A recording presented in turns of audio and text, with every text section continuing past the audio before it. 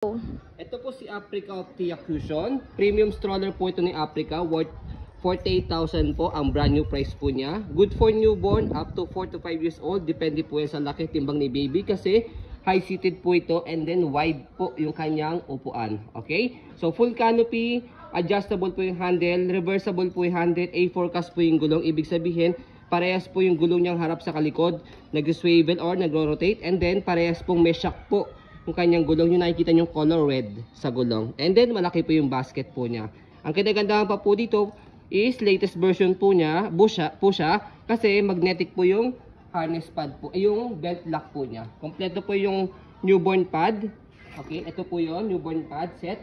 And then may harness po may pad po sa harness. Okay, so ito po yung details po niya one by one. Let's go. So ito po yung canopy. Wala po siyang faded, walang discoloration. Ito po yung peekaboo. Ayan. Okay. So ganyan ang design niya kapag inopen niyo yung peekaboo. Okay. So pwede niyo makikita niyo si baby pag nakaharap po ang pagtulak niyo pong ganyan. Anong kulay siya? Parang grayish, no? Okay. So hindi namin sigurado yung exact color po ito pero we try to search po. Okay, madali lang naman po siya masi-search sa pinaka-store po ni Africa. Traditional Okay. gray nakalagay eh. So, wala po siyang faded, walang discoloration. Meron po siyang lock sa gilid. Okay, angat nyo lang po yan pagka gusto nyo pong i-fold. Okay, so dito naman po tayo sa seating pad po niya. Ito po yung headrest, ito po yung insert pad. Okay, pang newborn po yan. So, pag toddler na si baby, pwede nyo na po tanggalin po yan para hindi na po siya masyadong masikipan kapag nakaiga o nakaupo po. As you can see, kompleto po yung harness po niya. Ayan. So, safe na safe po si baby. Wala po yung putol.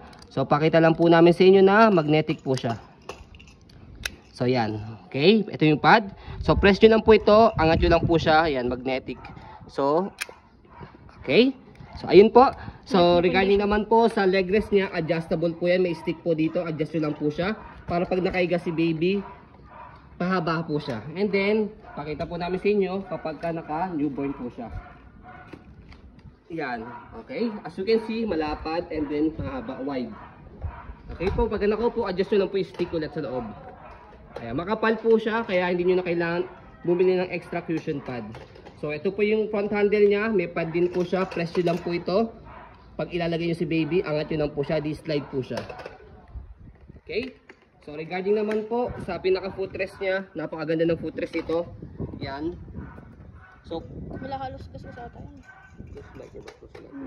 so, close to like new condition po itong stroller na to. Napakaganda din ng gulong. Hindi siya putpod. Ayan. So, may shock din siya. May stopper din po. Ayan. Okay. So, ganoon din sa kabila. So, kung gusto niyo pong one way, angat nyo lang po. Baba nyo lang po yan. Ayan. So, ibig sabihin po nyo, hindi na siya magro-rotate pag i-heli si baby. Angat nyo lang po kung gusto nyo po mag-swivel ulit. Okay. So, body frame, aluminum. Ang ganda, walang Okay. masyadong scratch. Aluminum po yan. Napakaganda.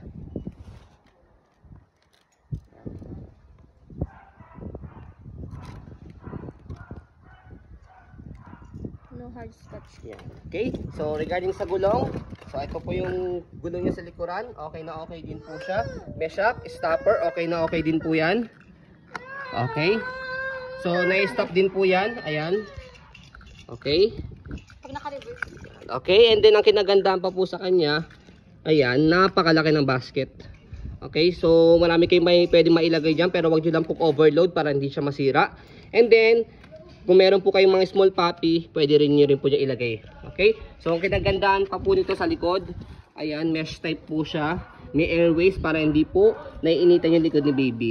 Ayan. Okay? So, dito lang po ina-adjust po yan. Press nyo po ito. Pagka gusto nyo po semi-recline, kalahati. Pag fully recline, babang-baba.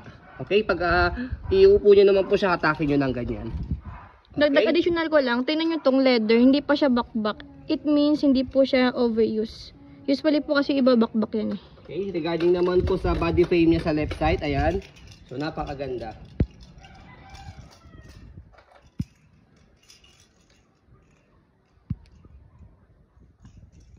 Ayan, aluminum.